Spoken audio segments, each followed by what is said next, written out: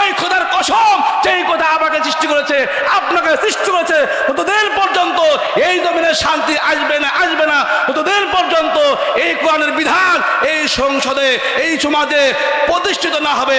কারণ হলো কোরআন দিয়ে যদি রাষ্ট্র পরিচালনা করা যায়, রাস্তাতে রডের বদলে বাঁশ দিতে পারবে? হিসাব আছে তো, দিলেই ধরা খাবে। আমার বন্ধুগণ, এই জন্য যদি আমরা শান্তি চাই, নিরাপত্তা চাই, তাহলে কোরআনের কাছে আসা দরকার আছে না নাই? আছে না নাই? সামনে একটা সুযোগ আছে, এই সুযোগটা যদি আমরা কাজে লাগাতে পারি, তাহলে আমাদের এই সমাজ শান্তিতে ঠিকই চলবে। একটু সময় নিব, যেহেতু সময় একেবারে শেষ। আল্লাহ রাসূল সাল্লাল্লাহু আলাইহি ওয়াসাল্লাম নবুয়ত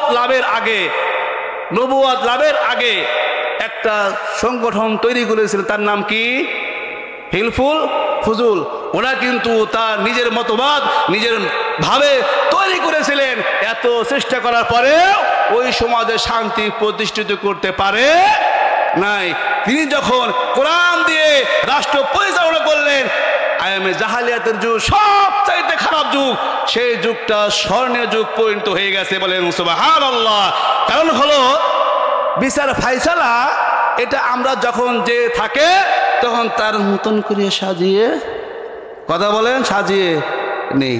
কিন্তু কোরআনের ভিতরে, কোরআন কিন্তু আপনাকে বলছে চুরি করলে কি করো, হাতটা কেটে দাও। এখন যদি কয় বিচার মানি, তাল গাছটা আমাদের তো এরকমই হয়ে গেছে। সব মানলাম, যাকে নিয়ে বিচার শুরু হলো তাল গাছ, বিচার মানলেন, বিচার তো মানলাম, তাল গাছটা আমার।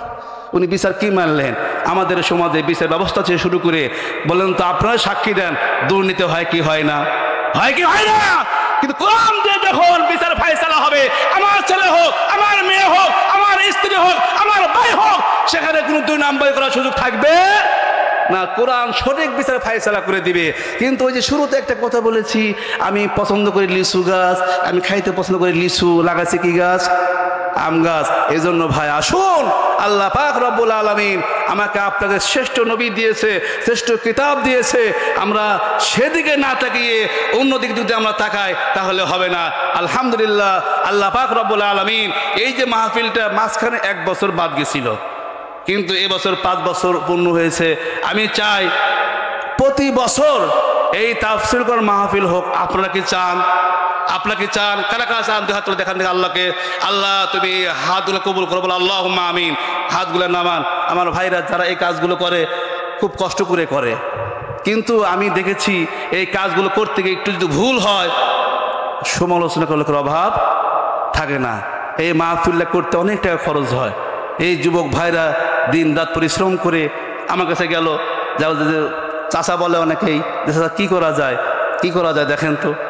এবার আমি শুনেছি যে অনেকের আগ্রহটা কমে গেছে। আপনারা যারা মুরব্বী রয়েছেন, আমি আবারও বলছি, দেখেন যুবকরা দাঁড়িয়ে গেছে, সব পালিয়ে গেছে। যদি আপনার মুরব্বী যারা আছেন, আপনারা কাজ করবেন, যুবকদেরকে সাহস দিবেন, তাদেরকে আপনারা অভয় দিবেন, দেখবেন এই মাহফিল প্রতি বছর হবে। কথা বলেন ঠিক কিনা?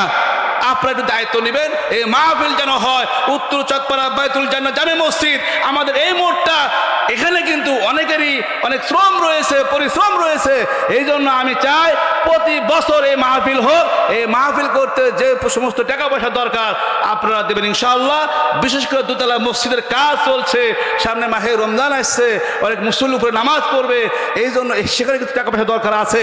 এই জন্য আপনারা সহযোগিতা করবেন। আমার বন্ধুগণ, মুরব্বী বাবাজিগণ, আমি একজন ভাঙ্গাচোরা মানুষ, কিন্তু ভাঙ্গাচোরা কথা বললাম, যেহেতু সময় খুব কম। ইতিমধ্যে আমাদের মাঝে দ্বিতীয় বক্তা উপস্থিত হয়েছেন।